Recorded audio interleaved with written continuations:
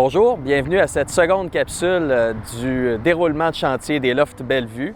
Vous me joignez ici sur le terrain du projet, donc à l'avant de l'ancien collège Bellevue, à l'angle des rues de Vimy qui montent jusqu'au stationnement et à l'aile qui est convertie.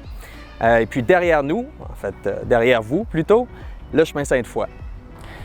Sur le chemin Sainte-Foy, juste derrière vous, on a l'arrêt du parcours très populaire, le 807, qui est juste là, donc c'est 2 minutes à pied du projet, gros maximum.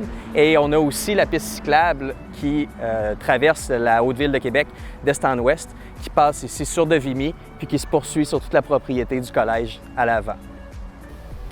Après le côté jardin, vous me joignez maintenant côté cour. Alors côté stationnement, potentiellement où tous les locataires pourront bénéficier d'un espace de parking.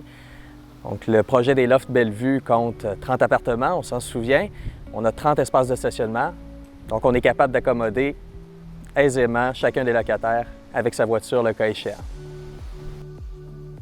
Bienvenue au premier étage des Lofts Bellevue, un étage que l'on n'avait pas visité lors de la première capsule. Donc, à regarder autour de moi, vous êtes à même de constater que c'est un étage où il y a une très grande amplitude. On a des plafonds ici qui vont jusqu'à 14 pieds de haut. Donc, une fois les travaux complétés, on aura quand même une hauteur libre de près de 10 ou 11 pieds de haut, ce qui est exceptionnel même dans une construction neuve.